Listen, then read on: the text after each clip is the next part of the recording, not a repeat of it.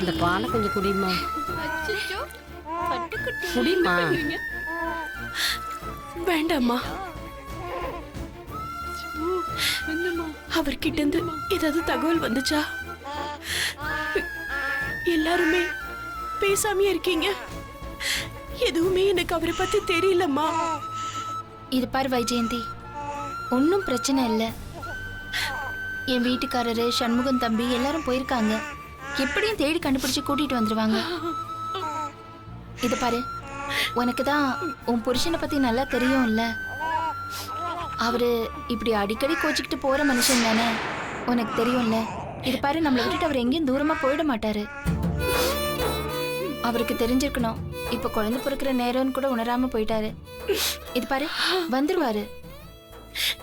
அக்கா, இத வழக்கமான விஷயமா என்னால எடுத்துக்க முடியலக்கா. ஏன்னா நானும் அவரை ரொம்ப கடுமையா பேசிட்டேன்க்கா. ஒரு இடத்துல அடிச்சு அனுப்பிச்சா இன்னொரு இடத்துல அரவணைச்சு பேசணும். ஆனா நான் அவர் வீட்டுக்கு வந்தப்போ நீங்கெல்லாம் ஏன் வாழறீங்க, போய் தொலைங்கன்னு பேசிட்டேன்க்கா. வைஜெயந்தி, சொல்லுங்கம்மா. இந்த சமயத்துல நீ இப்படி எல்லாம் அழக்கூடாதுமா. குழந்தை பெத்து எடுத்திருக்க, இப்படி அழுதுட்டு இருந்தா எப்படிமா? உன் நிலைமை என்னன்னு எங்களுக்கு புரியுது. யதார்த்தமா பேசிட்டு இருக்கும் போது அவன் வீட்டுக்கு வந்தான். சண்முகத்துக்கு அவனுக்கும் கொஞ்சம் வாக்குவாதம் ஆயிடுச்சு. சரி, வீட்டை விட்டு போனவன் உங்க வீட்டுல இருப்பான் தாமா நாங்க நினைச்சிட்டு இருந்தோம். பார்த்தவங்க கூட அப்படிதான் சொன்னாங்கன்னு சிவஞானம் சொன்னான். அந்த நம்பிக்கையில தாமா இருந்தோம். நாங்களாவது தேடி பார்த்திருக்கணும். ஆனா அக்கா, கவலைப்படாதீங்கக்கா. கண்டிப்பா மாமா சீக்கிரமே வந்துருவாரு. என் கல்யாணத்துக்கு முன்னாடி நான் வீட்டுக்கு வந்தேன்ல, அப்போ நான் யாருன்னே தெரியாம வாசல்ல நின்றுட்டு இருக்கும்போது வா அப்படின்னு கூப்பிட்டது மாமா தானேக்கா. அதுக்கப்புறம் நீங்க. அதனால அவர் நல்ல மனசுக்கு எதுவுமே நடக்காதுக்கா. சீக்கிரமே மாமா வந்துருவாரு. நீங்க அதை பத்தி ரொம்ப கவலைப்பட்டுக்காதீங்கக்கா. நான் அவர் அப்படி பேசினது தப்புதான் அக்கா. அவரால தாங்க முடியலன்னு தானே என்கிட்ட வந்தாரு. நான் வாயை வச்சுக்கிட்டு கொஞ்சம் சும்மா இருந்திருக்கணும். நான் அவருக்கு ஆறுதல் சொல்லலைன்னா கூட பேசாமையாவது இருந்திருக்கணும். நான் அவரை ரொம்ப கேவலமா பேசிட்டேன். இப்படி பண்ணாத வைஜெயந்தி. அந்த விரக்தியில தான் அவர் எங்கேயோ போயிட்டாரு. ஆமா. இது பாரு வைஜெயந்தி, அமைதியா இரு. அக்கா, தப்பு பண்ணிட்டேன். இங்க பாரு வைஜெயந்தி, அக்கா சொன்னா கேளு. இல்லக்கா, இல்ல, நான் பண்ணது தப்புக்கா, தப்பு. அவரு பாப்பா வயித்துல இருக்கும் போதெல்லாம் சொல்வாருக்கா, குழந்தை பிறக்கும் போது உன் பக்கத்துல கைய புடிச்சுக்கிட்டு நிப்ப, நம்ம குழந்தை மூஞ்சிய நம்ம 2 பேரும் ஒன்னா பார்க்கணும்னு சொல்வாருக்கா. வைஜெயந்தி, அப்படிப்பட்ட மனுஷனை நான் திட்டி அனுப்பிச்சிட்டேனேக்கா. இது பாரு வைஜெயந்தி. இது பாரு, நீ இப்படி அழுதன்னா உடம்பு ரொம்ப மோசமாயிடும். இந்த நிலைமையில ஜுரம் ஏதாவது வந்துச்சுன்னா ரொம்ப கஷ்டமா இருக்கும். நீ தாய்ப்பால் கொடுக்கணும்ல, அதுக்கெல்லாம் உடம்பு நல்ல தெம்பா இருக்கணும்ல. இது பாரு, சொன்னா கேளு, அழாத, அமைதியா இரு. இது பாரு, உன் வலி என்னன்னு எங்களுக்கு நல்லா புரியுதுமா. இருந்தாலும் இந்த மாதிரி நேரத்துல குழந்தைக்காக நம்ம யோசிக்கணும் இல்லையா? கொடுங்கம்மா, பால் சாப்பிடு. வேண்டாம்க்கா. நான் சொன்னா நீ கேப்பல்ல? இப்படி அடம் பிடிக்க கூடாது. கொஞ்சம் குடி குடி. குடி. அதெல்லாம் இல்ல. இது பாரு, பையன் பிறந்த ராசி. ராஜேந்திரன் தம்பி எங்க இருந்தாலும் ஓடி வந்துருவாரு. புரிஞ்சுதா? குடி. என்னங்க, என்னாச்சு? தம்பி பத்தி ஏதாவது கேள்விப்பட்டீங்களா? என்னாச்சுங்க? சொல்லுங்க மாமா, ஏதாவது அவரை பத்தி தகவல் தெரிஞ்சதா? போன் பண்ணாரா? இது பிடிங்கம்மா. இல்ல வைஜெயந்தி, போன வாரம் அவனை உங்க வீட்டுக்கிட்ட பார்த்ததா தான் சொல்றாங்க. அதுக்கப்புறம் அவனை பார்த்ததா யாருமே சொல்லல. சண்முகமும் நானும் எல்லா இடத்துலயும் தேடிட்டோம். வெளியூர்ல கூட போய் பார்த்துட்டு வந்துட்டோம். எங்கேயும் இல்லம்மா. அவர் தொலையறதுக்கு நானே காரணமாயிட்டேனே. ஐயோ, ஸ்ட்ரெயின் பண்ணிக்காதம்மா, ஒன்னும் பிரச்சனை இல்லை. நீ உடம்பு கெடுத்துக்காத, புரியுதா? இது பாரு, ராஜேந்திரனை நாங்க 2 பேரும் போய் கூட்டிட்டு வரோம். நீ எதுக்கும் கவலைப்படாத.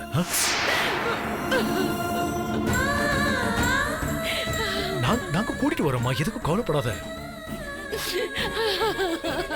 எங்க காணோம்னு சொன்னோம், மத்த இடங்கள்லாம் பார்க்கணும் இல்ல. நாங்க கண்டுபிடிச்சு கூட்டிட்டு வரோம். எத்தனை நாள் ஆனாலும் சரி ராஜேந்திரனோட வருவோம்மா. போதுமா? கவலைப்படாத மீனாட்சி, பாத்துக்கோ. வாசம் வந்துருவாருடா, அழுகாதடா. இங்க பாரு அழுகாதம்மா. வைஜெயந்தி, இங்க பாரு. அழாத அழாத, நானே அழக்கூடாது. அவர் இல்லாம இருக்கிறதுக்கு காரணமாயிட்டேனே. அதெல்லாம் ஒண்ணும் இல்ல, ஒண்ணும் கிடையாது. புரியுதா? அம்மா பால் கொடுங்க. இந்தா குடி. சொன்ன கேளு, குடி. முழுசா குடிக்கணும். பண்ணுவேக்கா. ராஜா, என்ன என்ன அழாத ராஜெல்லாம், அழக்கூடாது என்ன? அழாத அழாத. என்ன என்ன என்ன?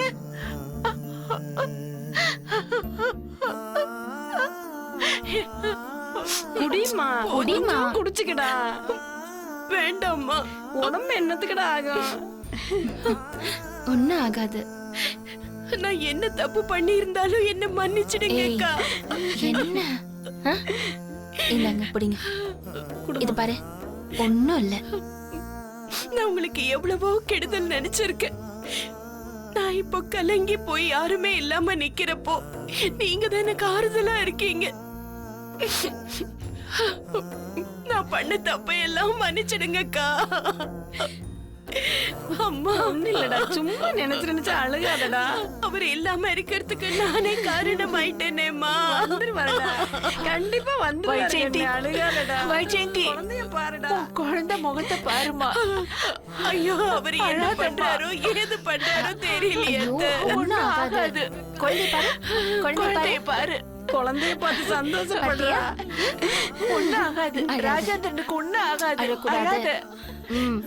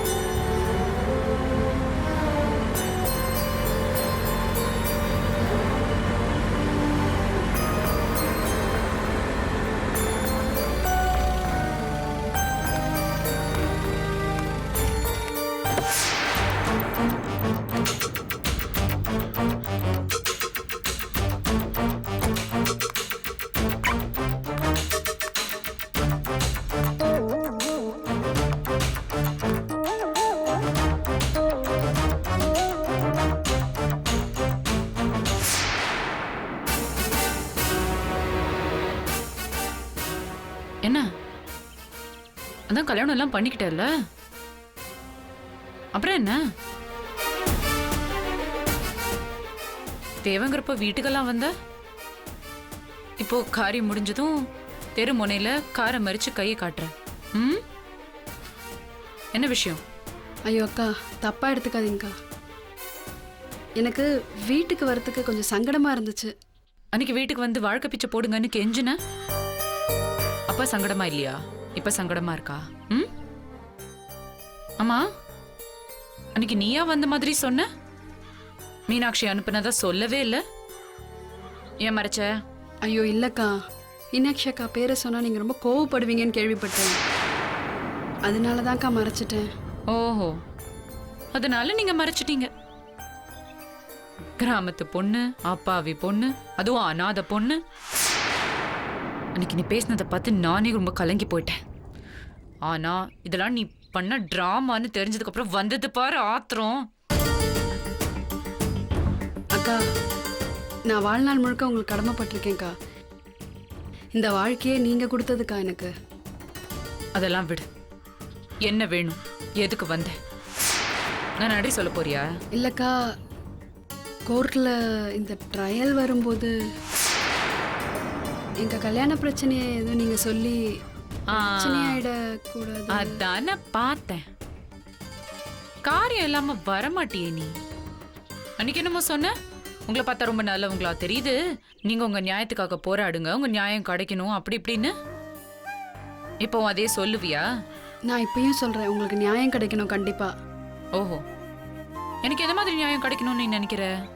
இல்ல, அந்த போட்டோல இருக்கிறது நீங்க இல்லைன்னு கோர்ட்ல சொல்லணும்.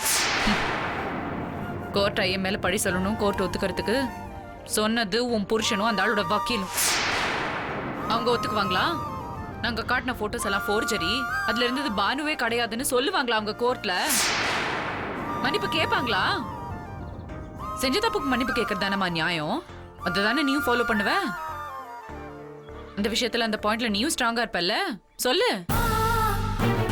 அப்புறம் டிவோர்ஸ் வாங்குறதுக்கு முன்னாடியே கல்யாணம் பண்ணிருக்கீங்களே, அது சட்டப்படி தப்பு தெரியும்ல? அந்த விஷயத்த கோர்ட்ல வந்து புருஷன் தைரியமா ஒத்துக்குவார? சரி, அவரு சொல்லல, நானே இந்த விஷயத்த கோர்ட்ல போட்டு உடைச்சா என்ன ஆகும் தெரியுமா?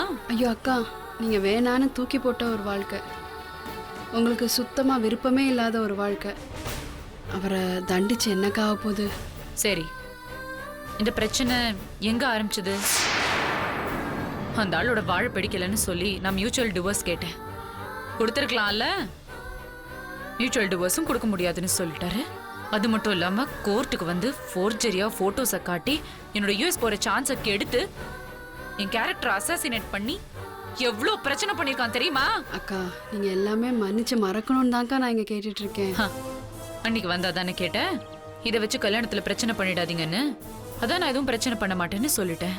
ஆனா நீ என்னமோ அன்னைக்கு சொன்னியேம்மா, அதுக்காக நீங்க உங்க நியாயத்துக்கு போராடாம விட்டுறாதீங்க, ஜெயிக்கணும் அப்படியெல்லாம் சொன்ன நீ இப்ப அதுல இருந்து விலகிக்கோங்கன்னு சொல்ற. இது ரொம்ப சரியா? சரியில்லைதான்க்கா. ஆனா எனக்கு இதானேக்கா வாழ்க்கை. இந்த பிரச்சனையில் அவர் ஜெயிலுக்கு போயிட்டா எனக்கு வேற வாழ்க்கையே கிடையாதுக்கா. அதோட நான் சாக வேண்டியதுதான். நான் அவரை வேணா மன்னிப்பு கேட்க சொல்றேன்க்கா. என்கிட்ட அந்த ஆளு மன்னிப்பு கேட்க வேண்டாம்.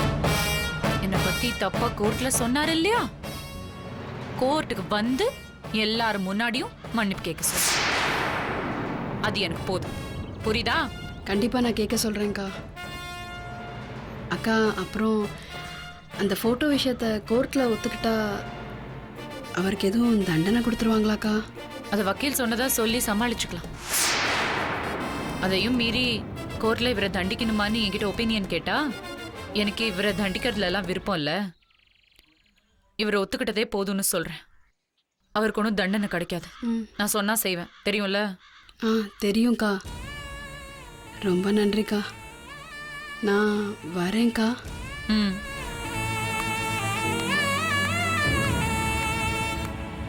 வளர்மதி,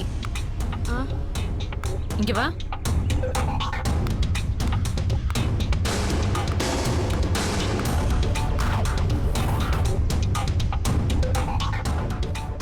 அந்த வீட்ல சந்தோஷமா இருக்கியா?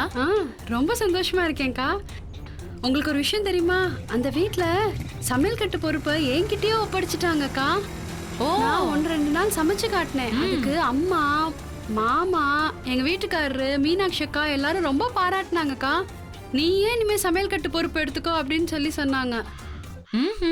மீனாட்சி அக்கா கூட சொன்னாங்க, இந்த சமையல் கட்டு தான் எனக்கு இந்த வீட்லயே உலகம், அதையும் நீ வந்தோன்னு பிடிச்சிக்கிட்டியா அப்படின்னு கேட்டாங்க. ஆனா நான் சொல்லிட்டேன், ஐயோ இல்லக்கா, இனிமே சமையல் கட்டு பக்கமே யாரும் வரக்கூடாது, நான் தான் சமையல் கட்டுக்கு முழு பொறுப்பு அப்படின்னு சொல்லிட்டேன். எல்லாரும் எல்லாரும் ரொம்ப சந்தோஷப்பட்டாங்க. அது மட்டும் இல்லக்கா, நான் பாடுவேன்னு கேள்விப்பட்டிருக்காங்களா, என்னை பாட சொல்லி கேட்டு ரொம்ப பாராட்டினாங்க.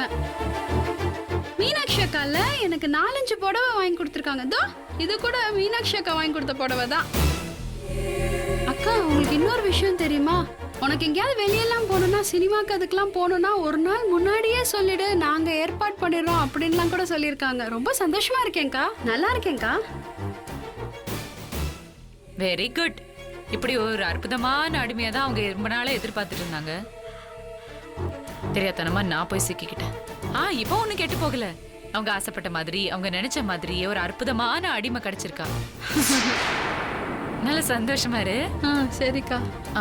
ஆமா வளர்மதி, உனக்கு இந்த இண்டிவிஜுவல் தாட்ஸ் அப்படியெல்லாம் எதுவும் கிடையாதா? அப்படின்னா இங்கிலீஷ்ல இண்டிவிஜுவல் தாட்ஸ்ங்கிறது, தமிழ்ல இந்த சுய சிந்தனை எல்லாம் சொல்லுவாங்களே, அப்படியெல்லாம் எதுவும் கிடையாதா? அக்கா, இந்த வார்த்தையை மட்டும் எந்த மொழியில கேட்டாலும் எனக்கு தெரியாதுக்கா. Very good. நீ கடைசி வரைக்கும் அந்த கைராசி குடும்பத்துல ரொம்ப சந்தோஷமான அடிமையா இருக்கலாம். பொதுவா அடிமை வாழ்க்கையெல்லாம் ரொம்ப கஷ்டம்னு சொல்லுவாங்க.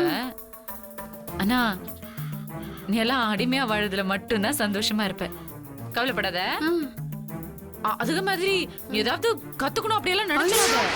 அப்புறம் அந்த சமய கட்டி உன்கிட்ட இருந்து பிடுங்கிருவாங்க. ஐயோ, அப்பெல்லாம் நான் எதுவும் பண்ண மாட்டேன்க்கா. நான் எதுவுமே கத்துக்க மாட்டேன். கத்துக்காத, இப்படியே இரு. சரிக்கா, போயிட்டு வா. வரேன்க்கா.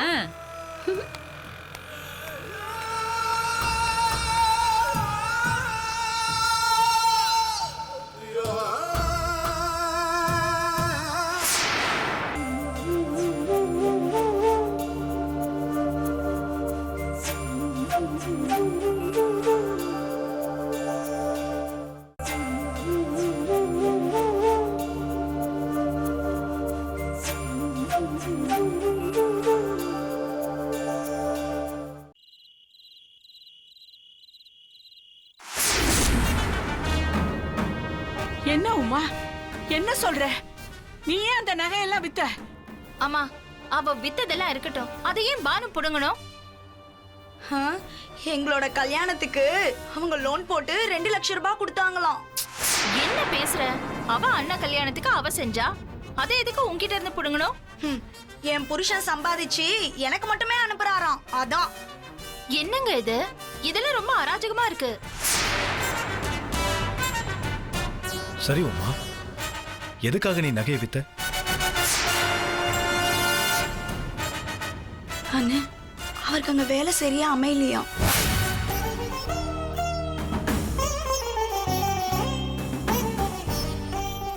வேற ஒரு கம்பெனிக்கு மாறி மாறி போயிருக்காரு. அதுவும் சரியா வரலையா. அவருக்கு பெரிய குவாலிஃபிகேஷன் எதுவும் இல்லைல்ல. அதான் ஊருக்கு வந்து ஏதாவது பிசினஸ் பண்ணலாம்னு நினைக்கிறாரு. என்ன தொழில்? ஏதாவது ஒண்ணுன்னு. ஏதாவது தொழில் என்னங்க? நம்ம பட்டு பிசினஸே அவர் பண்ணலாம்ல.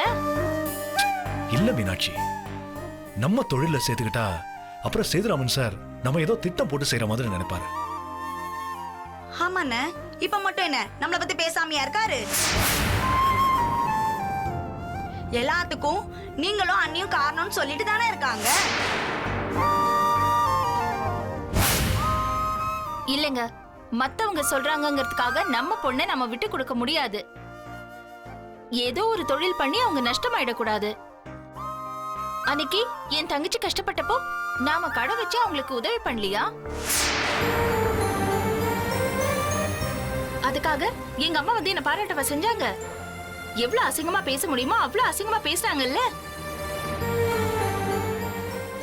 இல்லங்க, நம்ம உமாக்காகவும் அவ புருஷனுக்காகவும் நம்ம தொழில் வச்சு கொடுத்தே ஆகணும். இன்னும் சொல்ல போனா நம்ம கைராசி பிசினஸ்க்கு சம்பந்தப்பட்ட பிசினஸா தான் இருக்கணும். ஏன்னா நாம தாங்க அவருக்கு சப்போர்ட்டா இருக்கணும். வெளியாளங்களோட போய் அவரால் பண்ண முடியுமான்னு எனக்கு தெரியல. அதனால தாங்க சொன்னேன். இந்த விஷயத்தை தயவு செஞ்சு யோசிங்க.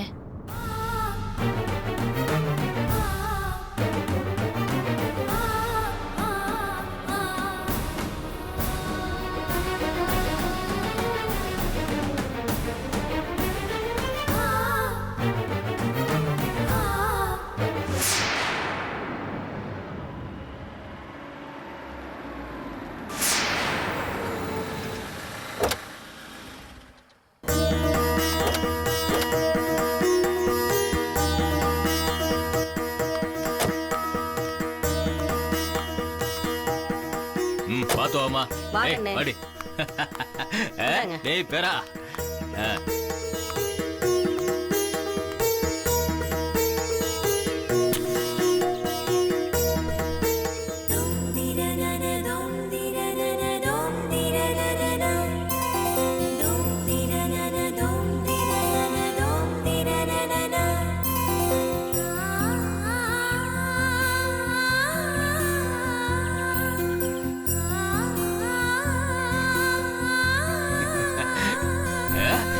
குழந்தைய பெத்தெடுத்துட்டு வந்திருக்கிற உன்னை பக்கத்துல இருந்து பாத்துக்கிற கொடுப்புனா உன்னை பெத்தவளுக்கும் இல்ல புருஷனுக்கும் இல்ல. அதை நினைக்கும் போதுதான் எனக்கு ரொம்ப வருத்தமா இருக்கு கண்ணு. பச்சை உடம்பு கறி குழந்தைய வச்சு நிக்கா லோடன்னு புலம்பிட்டு இருக்க. எல்லாம் பேர வந்த நேரம் எல்லாம் நல்லா இருக்கும் பாரு. வாடா வாடா வாடா. சரி உள்ள போ கண்ணு. போ சாமி. வா. டேய் வா வா வா வா வா வா. டேய்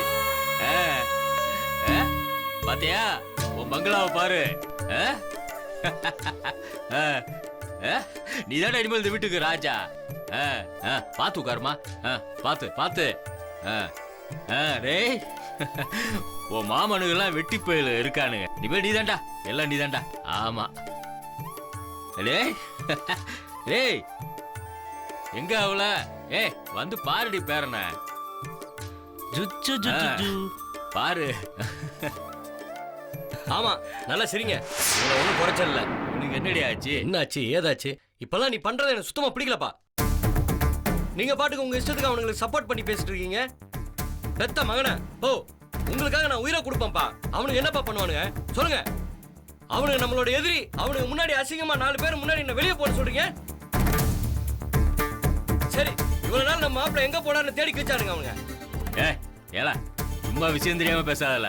லூசு பேல லூசு தனமா பேசிட்டு இருக்க. நல்லா ஒரு விஷயம் மட்டும் நல்லா புரிஞ்சுக்கோ. நீ வாழ்க்கையில நம்மள தவிர யாருமே ஜெயிக்க கூடாதுன்னு நினைக்கிறவன் ஒருத்தன் இருக்கான். எப்படியாவது ஜெயிச்சிடலாம் அப்படின்னு நினைக்கிறவனும் ஒருத்தன் இருக்கான். ஆனா எதிரி தோத்தா போதும் நினைச்சு களத்துல இறங்குறான் பாரு. அதுதான்டா நிஜமான வெற்றிக்கு அடையாளம். உனக்கு எங்க இதெல்லாம் புரிய போகுது லூசுப்ப. எல்லாம் போக போதாண்டா இதெல்லாம் உனக்கு தெரியும். வைஜெயந்தியை வச்சுதான் நம்ம பல விஷயங்களை பண்ணணும் பார்த்துக்கோ. அவதான் இப்ப நமக்கு இருக்கிற ஒரே துருப்புச்சீட்டு. இடையில புந்து காரியத்தை கெடுத்து தொலைஞ்சிடாத. அதுக்காக வாய மூடிட்டு இருக்கு சொல்றீங்களா? என்னால அப்படிலாம் இருக்க முடியாது. ஒரு நிமிஷம் நல்லா புரிஞ்சுக்குங்கப்பா. எப்ப நீங்க பதுங்குற மாதிரி நடிக்க ஆரம்பிச்சீங்களோ அப்பவே வெளிப்படையா அவனுங்க வில்லத்தனத்தை காட்ட ஆரம்பிச்சிட்டானுங்க. காட்டுல இருக்கிற பூனைய பார்த்து புலின்னு மரியாதை கொடுத்துட்டு இருந்தா அதை மெயின்டைன் பண்ற வரைக்கும் தான் அந்த பூனைக்கு மரியாதை. அது போச்சுன்னா அவ்வளவுதான். உங்க நிலைமையும் அதுதான். வீரமணி கதை அவ்வளவுதான் புஷ்ஷுன்னு போயிடுச்சுன்னு வானுங்க. டேய் நான் இப்ப என்னடா பண்ணி கிழிக்கணுங்கிற நீ? என்னத்தை பண்ணி தொலைஞ்சிட்டேன் நானு? என்னத்தையோ போய் தேடுறேன் நானுங்க. போய் தேடுங்கடான்னு சொல்லி அனுப்பிச்சு வச்சிருக்கேன். சரி அவங்க கண்டுபிடிச்சு கூட்டு வந்தா பாப்போம். இல்லைன்னா வைஜெயந்தி போட்டுண்டா அந்த வீட்டுக்கு. போய் வாழட்டும், அவ வாழட்டும்.